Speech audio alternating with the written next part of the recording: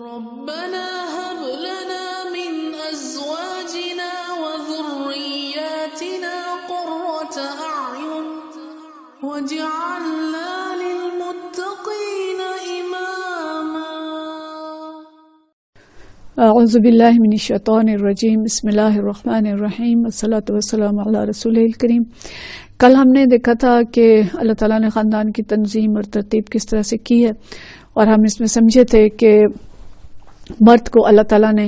قوام بنایا ہے، لیکن مرد اور عورت دونوں کو اللہ نے ایک مقام اور ایک حیثیت دی ہے، اور اسی کے مطابق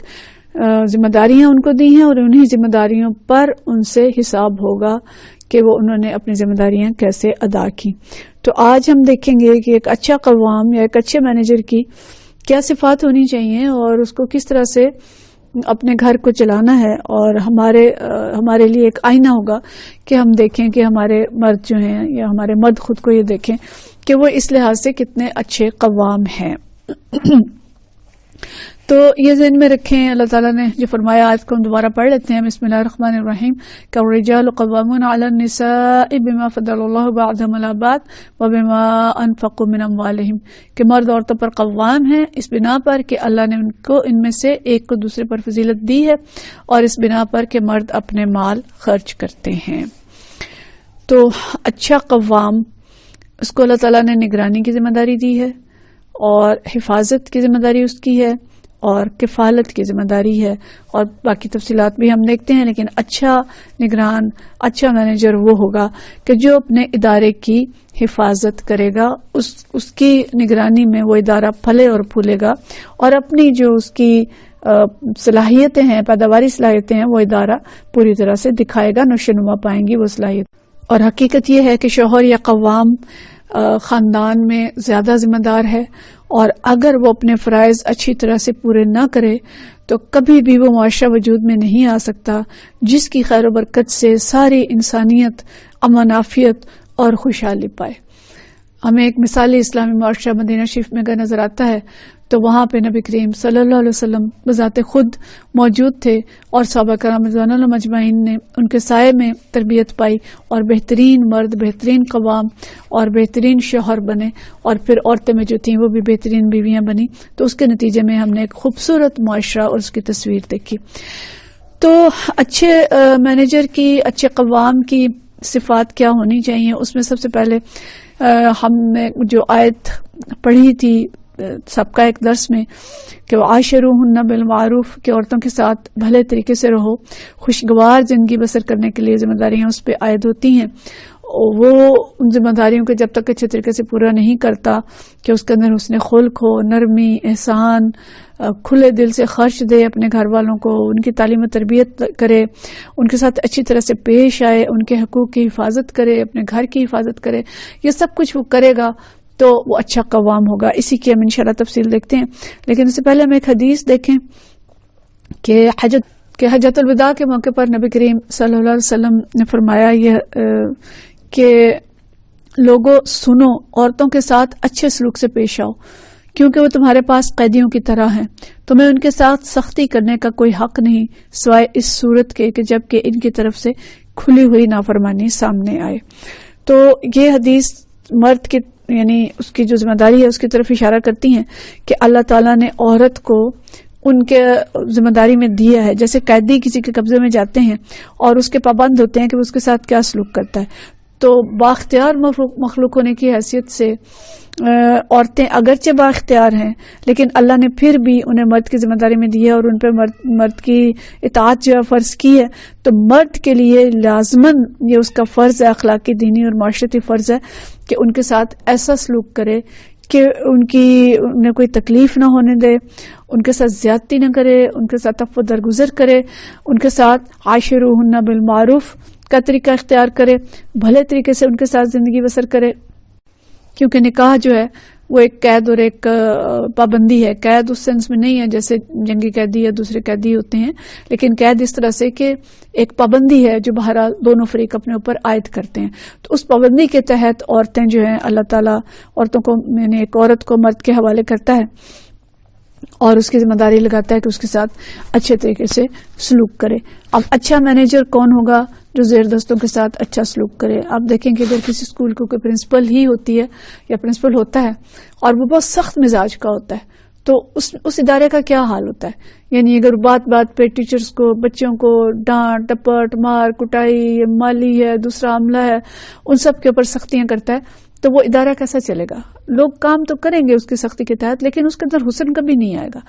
حسن تب آتا ہے کہ جب پیار اور محبت اور حسن سلوک کے ساتھ کام کروائے جائیں اور اس سختی سے نفرتیں پروان چڑھتی ہیں. لوگ نفرت کے ساتھ اطاعت کرتے ہیں، محبت کے ساتھ نہیں کرتے. تو اچھا مینیجر، اچھا قوام وہ ہوگا کہ جس کے اندر حسن خلق ہوگا،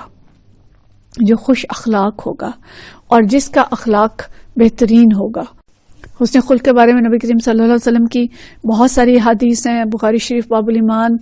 جب ہم نے پڑھا تو دیکھا کہ ایمان کو تو مشروط کر دیا گیا بہت ساری حسن خلق کی صفات کے ساتھ، اور فرمایا کہ ایمان کی 60 سے کچھ اوپر شاخیں ہیں، اور انہی شاخوں کا ذکر جو کیا اس کے اندر بہت ساری چیزیں شامل تھیں. تو ایک حدیث جو یہ ترمذی کے اندر ہے اور اس میں یہ آتا ہے کہ نبی کریم صلی اللہ علیہ وسلم نے ارشاد فرمایا کہ کامل ایمان والے وہ ہیں کہ جو اپنے اخلاق میں سب سے اچھے ہوں، اور تم میں سے سب سے اچھے وہ لوگ ہیں جو اپنے بیویوں کے حق میں سب سے اچھے ہوں. یہاں نامکمل حدیث ہے لیکن ساتھ یہ بھی فرمایا کہ میں تم میں سے سب سے اچھا ہوں اپنی بیویوں کے ساتھ. تو ایمان، میں نے جیسے آپ کو بتایا کہ باب الایمان کے اندر یہ احادیث آئی ہیں مختلف کتابوں کی. اب ایمان ایک ایسی چیز ہے کہ جو بیج ہے، جو جڑ ہے، یا ایک نور ہے جو انسان کے اندر ہوتا ہے اور وہ ذات خود نظر نہیں آتا، لیکن ایمان کا جو اظہار ہے وہ اعمال کے اندر ہوتا ہے کہ انسان کا اخلاق کیسا ہے، اس کا کردار کیسا ہے، اس کی زبان کیسی ہے، اس کا دوسروں کے ساتھ سلوک کیسا ہے، اس کے رویے کیسے ہیں. تو خوش اخلاقی جو ہے وہ ایمان سے پھوٹتی ہے، اور اللہ کی رضا کے لیے دوسروں کے ساتھ اچھا سلوک کرنے والا یہ کامل ایمان والا شخص ہوتا ہے. اور کامل مومن وہی ہے کہ جس کا اخلاق اچھا ہے، اور اس اخلاق میں بھی سب سے پہلا ٹیسٹ جو انسان کا ہے کہ وہ اپنے گھر والوں کے ساتھ کیسا ہے. دیکھیں باہر تو ہم جاتے ہیں، ہفتے میں ایک دن کسی سے ملتے ہیں اور اس سے بڑے خوش اخلاقی سے ہم مل لیے، بڑے اچھی طرح ہنس مسکرا کے بات کر لی، اس نے کہا واہ واہ جی اس کا اخلاق تو بہت اچھا ہے. لیکن گھر آتے ہیں تو ماتھے پہ تیوری ہے اور سخت مزاج ہے، اور آتے ہی گھر کے اندر ڈانٹ ٹپٹ اور سختیاں شروع ہو جائیں. شوہر ہے تو بچے کونوں قدروں میں دبک جائیں، اور بیوی اس کی ہے تو وہ ڈر کے سہم کے بیٹھ جائے. اور اگر بیوی کا اخلاق ہے تو باہر تو بڑا اچھا وہ مسکرا کے بات کرے، تقریریں بھی بہت اچھی کرے، اور گھر کے اندر شوہر کے ساتھ بالکل بھی وہ مسکرا کے بات نہ کرے، اور بچوں کے ساتھ بھی اس کا رویہ ایسا نہ ہو. تو ٹیسٹ ہمارا اصل میں ہمارا گھر کا میدان ہے، اور اسی سے ہمارا حساب ہوگا. ہمارا حساب ہمارے قریب ترین لوگوں سے لیا جائے گا. تو اس لیے فرمایا کہ تم میں سے بہترین وہ ہیں کہ جو اپنے گھر والوں کے ساتھ اچھے ہیں، جو اخلاق میں اچھے ہیں، اور پھر بہترین وہ ہیں جو اپنے بیویوں کے حق میں سب سے اچھے ہیں. تو اچھا قوام وہ ہوگا جو اپنی بیوی کے ساتھ سب سے بڑھ کے حسن سلوک کرنے والا ہوگا، اس کے ساتھ نرمی اور محبت کا برتاؤ کرے گا. تو پہلی صفت ہم نے قوام کی یہ دیکھی. اس کے بعد ہم دیکھتے ہیں کہ جو قوام کی حیثیت سے اسی اخلاق کے حسن خلق کی دائرے کے اندر ہی جو چیز آتی ہے کہ وہ محبت کرنے والا ہو. حسن سلوک وہی کرے گا جس کے اندر کوئی محبت کا جذبہ ہوگا. اور دیکھیں ہم اپنے دیکھتے ہیں بچوں کو، گھر والوں کو، تو محبت کے سوتے پھوٹتے ہیں. ایسا ہوتا ہے کہ نہیں؟ اپنے بچے کو ہم دیکھتے ہیں، جب بھی دیکھتے ہیں تو اس پہ پیار آتا ہے. اور شروع کے جو زندگی شادی کے دن ہوتے ہیں، میاں بیوی کا بھی آپس کا ایسا تعلق ہوتا ہے کہ ایک دوسرے کو دیکھتے ہیں تو محبت ہی آتی ہے. اگر خدا نخواستہ بعد میں کوئی تعلقات خراب ہو گئے تو محبت نفرت میں بدل گئی، یا ایک دوسرے سے آوازار اور کیا کہنا چاہیے کہ بور ہونے لگ گئے، تو پھر وہ چیزیں کم ہو جاتی ہیں. لیکن بنیادی طور پہ اس کا آغاز جو ہے محبت سے ہوتا ہے. اور اللہ تعالیٰ نے فرمایا بھی یہ کہ میں نے جو یہ رشتے بنائے ہیں، ہم پیچھے تفصیل سے دیکھ چکے ہیں کہ تسکنوا علیہا، اللہ نے یہ رشتہ بنایا ہی اس لیے ہے بیوی کا کہ میاں کا، زوج کا، کہ اس سے سکون حاصل کیا جائے. تو یہ سکون ہوتا ہے محبت سے. تو محبت کرنے والا شوہر جو ہے وہ بہترین شوہر ہوتا ہے، اور محبت کا اظہار کرنا پسندیدہ ہے. اور نبی کریم صلی اللہ علیہ وسلم کے مختلف مواقع پہ میں نظر آتا ہے کہ کس طرح اپنی بیویوں سے اظہار محبت کرتے تھے. ایک دفعہ حج کے موقع پہ حضرت صفیہ رضی اللہ تعالیٰ عنہا کا اونٹ جو ہے وہ پیچھے رہ گیا، اونٹ بیٹھ گیا ان کا، وہ پیچھے رہ گئی. تو جب نبی کریم صلی اللہ علیہ وسلم کو پتہ چلا، آپ ان کی طرف گئے تو دیکھا کہ وہ زاروں قطار رو رہی ہیں. تو یہ نہیں ہوا کہ کیا ہے اب اتنی سی تو بات ہے اس پہ آپ نے رونا شروع کر دیا. عام مرد تو یہی کرتے ہیں نا, اتنی سی بات ہے کیا ہو گیا اس میں رونے دھونے کی کیا بات ہے, چلو اٹھو ہم آ گئے ہیں چلو ہمارے ساتھ. نہیں, آپ صلی اللہ علیہ وسلم وہاں رکے, آپ نے اپنی جو چادر تھی اس کا پلو لیا اور اس ان کے آنسو پونچھے اور ان سے اظہار محبت جو تھا وہ بے اختیار طریقے سے کیا. اسی طرح عائشہ رضی اللہ تعالیٰ عنہ, حضرت خدیجہ رضی اللہ تعالیٰ عنہ کے ساتھ جو تعلق تھا, حضرت عائشہ کی تو بہت ساری مثالیں ہمارے سامنے ہیں کہ نبی کریم صلی اللہ علیہ وسلم ان سے کیسے محبت کا اظہار کرتے تھے کہ جس پیالے میں وہ پانی یا دودھ کوئی چیز پیتی تھی تو جب آپ صلی اللہ علیہ وسلم پیتے تو اسی جگہ پہ منہ لگاتے جہاں پہ حضرت عائشہ نے منہ لگایا ہوتا تھا. یہ چھوٹا سا ایک اظہار تھا محبت کا. اور طرح طرح کی چیزیں ہمیں نظر آتی ہیں آپ صلی اللہ علیہ وسلم کی زندگی میں. پھر حضرت خدیجہ رضی اللہ تعالیٰ عنہ سے جو دلی تعلق تھا کہ ان کی وفات کے بعد بھی آپ پہ عجیب کیفیت طاری ہو جاتی تھی جب ان کا ذکر کرتے تھے, حتیٰ کہ حضرت عائشہ رضی اللہ تعالیٰ عنہ کہتی تھیں کہ آپ کو اب اللہ نے اتنی اچھی بیویاں دی ہیں اور آپ ایسی بڑھیا کا ذکر کرتے ہیں اور آپ پریشان ہو جاتے ہیں ان کا ذکر کر کے. تو لیکن آپ صلی اللہ علیہ وسلم کو ان سے محبت تھی, آپ ان کی سہیلیوں کو ڈھونڈ ڈھونڈ کے ان کی طرف تحائف بھیجا کرتے تھے. اور مطلب یہ ہے کہ نبی کریم صلی اللہ علیہ وسلم اس میں کوئی بخل سے کام نہیں لیتے تھے اپنی بیویوں سے اظہار محبت میں. تو اچھا مرد, اچھا شوہر وہ ہوگا کہ جس کے دل میں محبت ہو اور وہ اس میں بخل سے کام بھی نہ لے. مرد اس میں کوئی اپنی بعض کا تحقیر بھی سمجھتے ہیں کہ جی ہم اظہار کریں, لیکن جب نبی کریم صلی اللہ علیہ وسلم جو انسان یعنی کائنات کے بہترین انسان ہیں, وہ ہمارے لیے رول ماڈل ہیں, وہ اپنی بیویوں سے ایک نبی اور مرجع خلائق اور ایک کائنات کا مرجع ہونے کے باوجود اپنی بیویوں سے محبت کا اظہار کرتے ہیں. تو ہمارے مرد یا ہمارے مسلمان مرد ان سے کوئی زیادہ بڑی اکڑ تو نہیں رکھتے یا ان کا بڑا مرتبہ تو نہیں رکھتے کہ بیویوں سے محبت کا اظہار کرنے میں ان کی جو انا ہے وہ کوئی مانے ہو. تو بیویوں سے محبت کرنا اور اپنے بچوں سے محبت کرنا, ہم یہ دیکھتے ہیں کہ نبی کریم صلی اللہ علیہ وسلم اپنے نواسے کو پیار کر رہے ہیں اور ایک عربی آ کے کہتا ہے کہ میرے تو پتہ نہیں 9 بچے ہیں یا 10 بچے ہیں, میں تو ان کو پیار نہیں کرتا. تو آپ صلی اللہ علیہ وسلم نے جو فرمایا تھا مفہوم یہ تھا کہ اگر تیرے دل سے اللہ نے رحم اٹھا لیا تو میں کیا کروں. تو بچوں سے اظہار محبت کرنا, بچوں کو پیار دینا, بچوں کے ساتھ شفقت اور نرمی کا معاملہ کرنا, یہ ایک اچھے قوام کی صفت ہے اور یہ بدرجہ اتم ہونی چاہیے. اسی کے ساتھ ساتھ جو دوسری چیز ہے کہ صرف محبت ہی نہیں ہے, دل جوئی بھی کرنا. عورتیں کمزور ہوتی ہیں, جیسے ہم نے کل کے درس میں دیکھا کہ عورت بہت جلد متاثر ہوتی ہے. کمزوری سے کوئی غلط معنی نہ لے کہ میرا یہ مطلب ہے کہ عورت اس طرح کمزور ہے کہ اپنے آپ کو سنبھال نہیں سکتی, یہ میرا مطلب نہیں ہے. لیکن عورت کی فطرت اللہ نے ایسی بنائی ہے کہ ایک ڈرامہ بھی دیکھتی ہے نا تو اس کے اندر کوئی رو رہا ہے تو وہ رونا شروع کر دے گی, اور کوئی خوش ہو رہا ہے تو وہ خوش ہو جائے گی, بہت جلد متاثر ہو جاتی ہے. مرد بھی وہی ڈرامہ دیکھ رہا ہوتا ہے, وہ تو نہیں روتا. تو کیونکہ اللہ نے اس کے اندر صفت یہ پیدا کی ہے تو فطری طور پہ وہ جلدی پریشان ہو جاتی ہے. اور بچہ بیمار ہوتا ہے تو اس کی جان پہ بن جاتی ہے, کوئی اور گھر کے اندر مالی پریشانی آ گئی ہے تو زیادہ گھبرا جاتی ہے, جلد گھبرا جاتی ہے. تو اس کی یہ جو پریشانی یا گھبراہٹ ہے یا گھریلو معاملات کے اندر یا شوہر کی طرف سے اگر کبھی کوئی ایسی پریشانی آ گئی تو بجائے اس کے کہ اس پہ ڈانٹ ٹپٹ اور سختی شروع ہو جائے کہ تم کیا مصیبت میرے گلے پڑ گئی ہو اور تم ایسے کرتی ہو اور ایسے کرتی ہو, اس کی بجائے اس کی دلجوئی کرنا اور اس کی چھوٹی موٹی جو پریشانی ہے اس کو محبت سے دور کرنے کی کوشش کرنا, یہ اچھے شوہر کی صفت ہے. اور ہم اپنے گھروں کے اندر الحمدللہ یہ چیزیں دیکھتے ہیں. ہمارے باپ جو تھے اکثریت کے ہم دیکھتے ہیں کہ والدین مثالی تھے اور انہوں نے کس طرح سے گھروں کے اندر ہماری ماؤں کے ساتھ یا خود ہمارے ساتھ سلوک رکھا اور کتنی ناگوار چیزوں کو برداشت کیا, دلجوئی کی. اور خود نبی کریم صلی اللہ علیہ وسلم کا رویہ ہم دیکھتے ہیں کہ دلجوئی بھی کرتے تھے, محبت بھی کرتے تھے, کبھی دوڑ لگاتے تھے بیویوں کے ساتھ, کبھی کوئی اور کہ ان کا دل بہلا رہے, کبھی ان کو حبشیوں کے کھیل جو ہیں وہ دکھایا کرتے تھے. تو یہ کس لیے تھا کہ ان کے دل بہلے رہیں. اور ان جو سارا دن گھر میں اگر عورت اکیلی ہوتی ہے اور مرد صبح سے گیا شام کو آیا تو عورت کا بھی فرض ہے کہ وہ اس کی دلجوئی کرے. عورت کے فرائض میں ہم دیکھیں گے, لیکن مرد بھی اگر گھر آتا ہے تو وہ ساری تھکن آ کے بیوی پہ نہیں اتارے گا بلکہ وہ دلجوئی اور محبت کے ساتھ گھر آئے گا. اور بے شک اس سے ساری ذمہ داریاں بیوی جو ہے پوری کرے گی, لیکن یہ کہ وہ محبت کے ساتھ اس سے سارے کام لے. یہی چیز حسن سلوک ہوگی جو ہم کہتے ہیں، جو ہم نے پڑھا تھا کہ وہ عاشروہن بالمعروف، وہاں پہ ہم نے اس کی تفصیل دیکھی تھی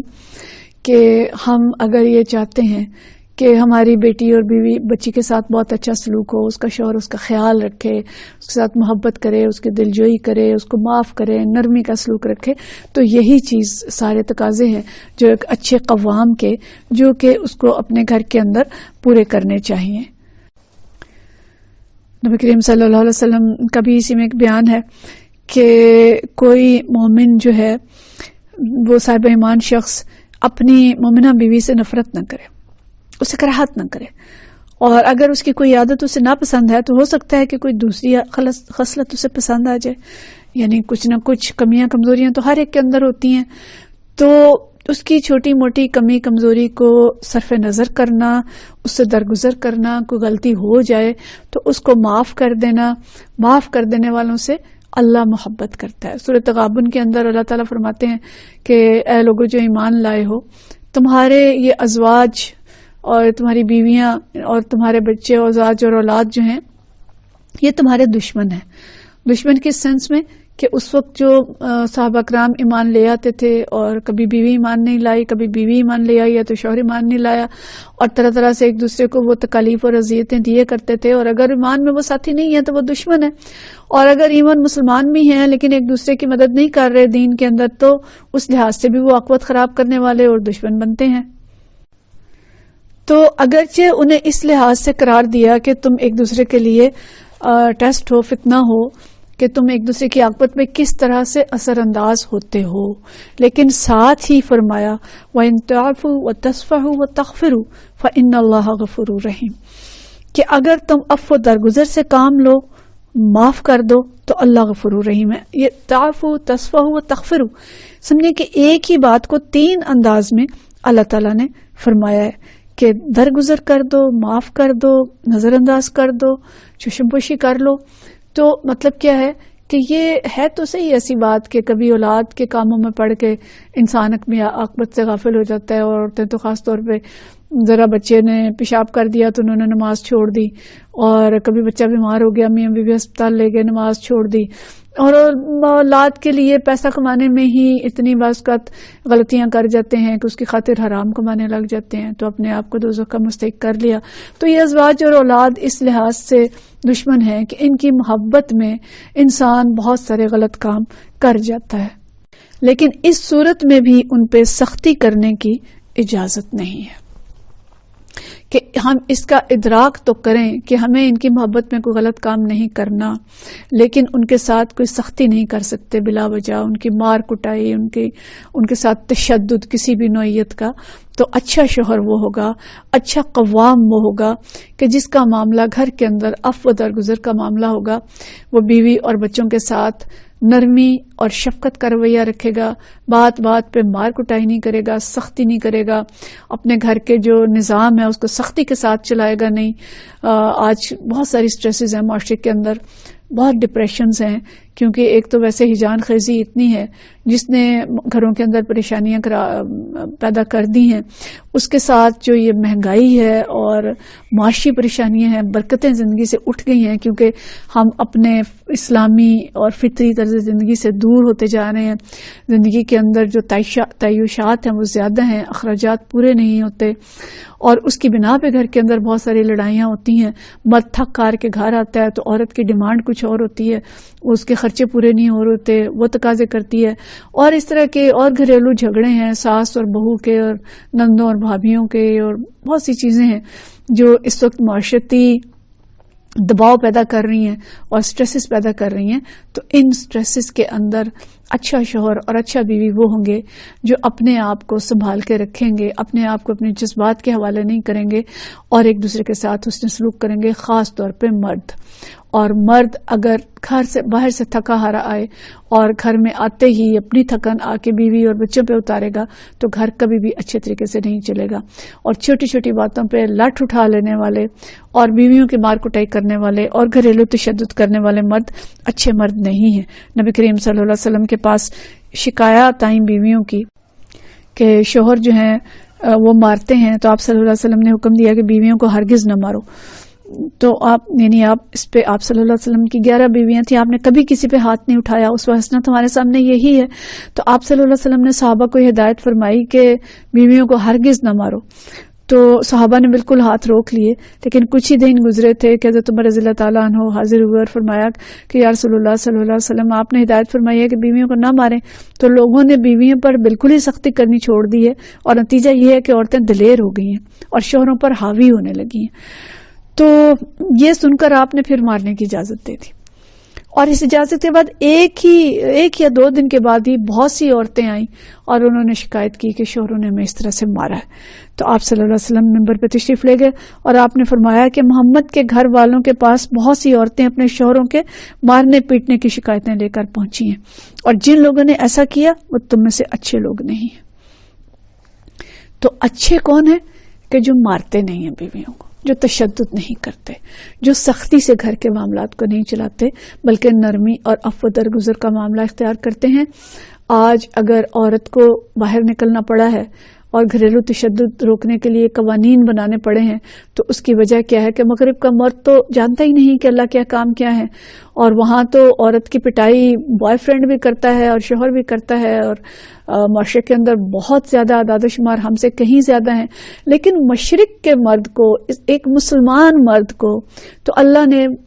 جیسے ہی اس اسلام قبول کیا تھا اس کو ہدایات دے دی تھی، عورت کے حقوق کے بارے میں بتا دیا تھا. تو مشرق کے مرد نے کیوں لٹ اٹھائی اور اس نے یہ تشدد کیوں کیا، اور یہاں پہ کیوں ہمیں یہ قانون سازی کرنی پڑ رہی ہے کہ ڈومیسٹک وائلنس کے خلاف یہ قانون بنے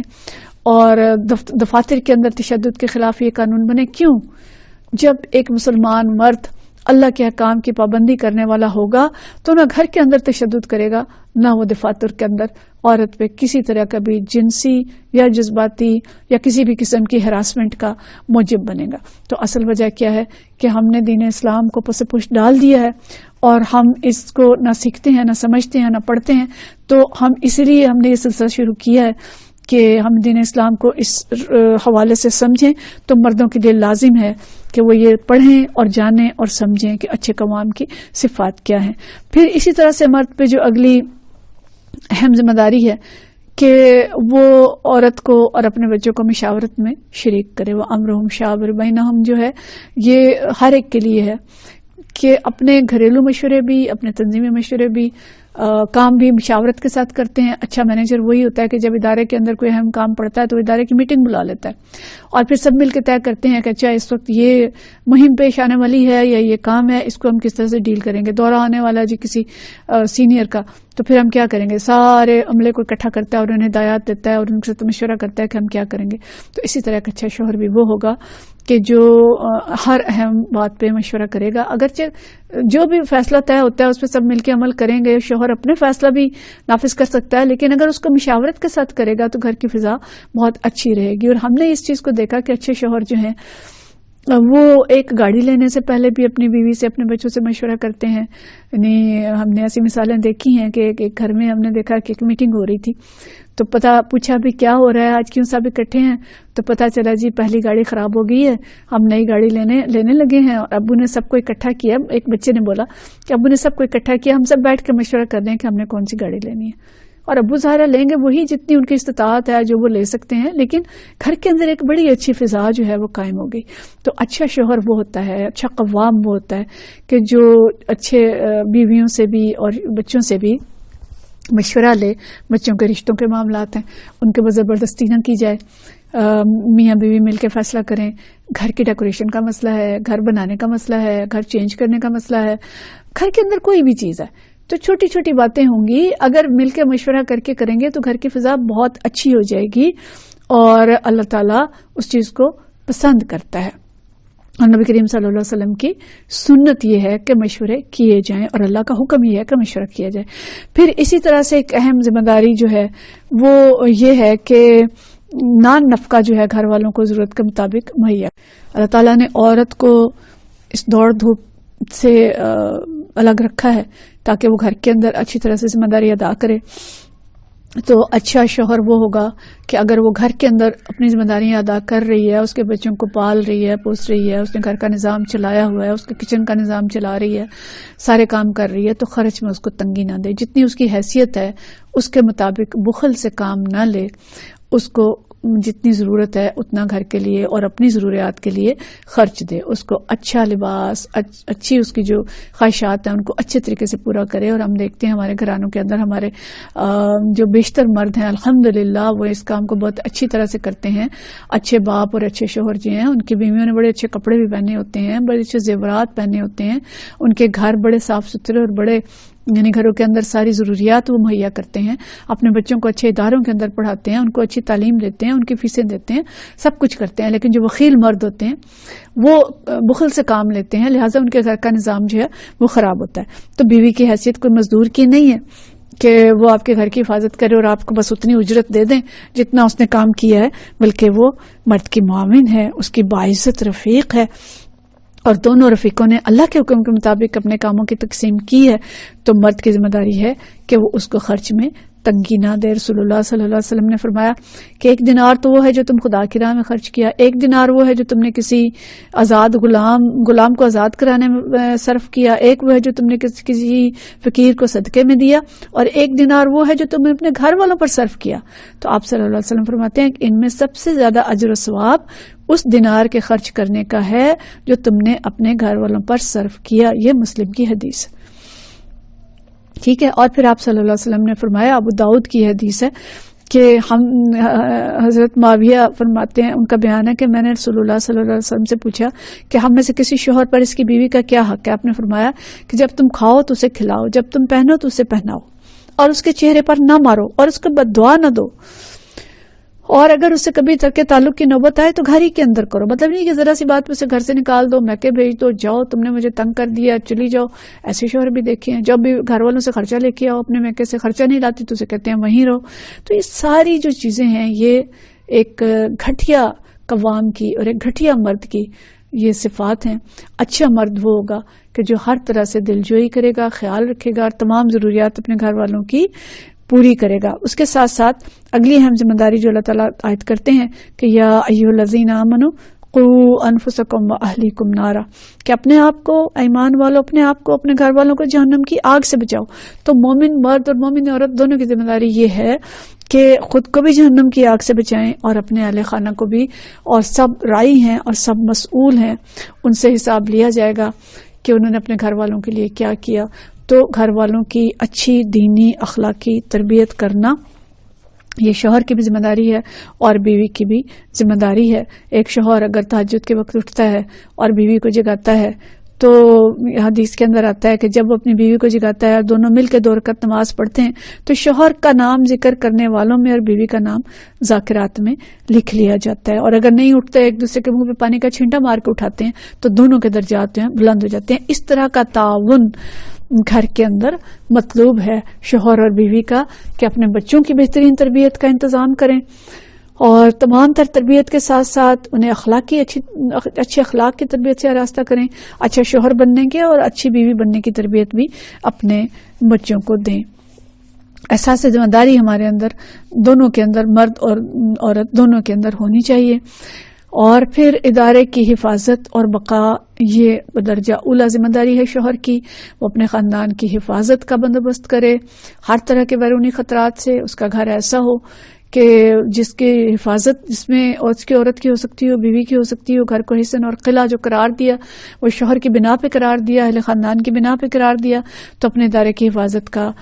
مناسب بندوبست کرے، اپنے گھر کو سکون کا گہوارہ بنائے، اور اگر اس کی بیویاں ایک سے زیادہ ہیں تو ان کے ساتھ برابری اور عدل کا سلوک رکھے۔ تو یہ ایک ماڈل شوہر ہوگا اس مختصر وقت میں ہم جو دیکھ سکیں، ورنہ اس سے آگے بھی بہت سی چیزیں ہیں جو ہو سکتی ہیں، لیکن یہ کہ کم از کم صفات ایک اچھے شوہر کی یہ ہیں۔ اور آج اگر شوہر بیویوں کے اوپر تشدد کرتے ہیں، حکومت کو قانون بنانے پڑتے ہیں اور خواتین کو کتبے لے کے باہر نکلنا پڑتا ہے اپنے حقوق کے لیے، تو یہ کوئی اچھی علامت نہیں ہے۔ اور مرد اگر ہراس کرتے ہیں، وراثت میں ان کو حصہ نہیں دیتے، بھائی ان کا حصہ کھا جاتے ہیں، تو وہ بھی اچھے مرد نہیں ہیں، اچھے قوام نہیں ہیں۔ تو اچھے قوام وہی ہوں گے جو اللہ کی طرف سے عائد کردہ ذمہ داریوں کو اچھے طریقے سے ادا کریں گے، ان کے گھر والے ان کے ساتھ خوش ہوں گے، گھر محبتوں کا گہوارہ ہوگا اور حیات طیبہ ہوگی، جس کے اندر ایک بہترین نسل پروان چڑھے گی جو معاشرے کی بہترین خدمت کرے گی اور معاشرہ فلاح اور ترقی کی جانب گامزن ہوگا۔ وآخر دعوانا ان الحمدللہ رب العالمین۔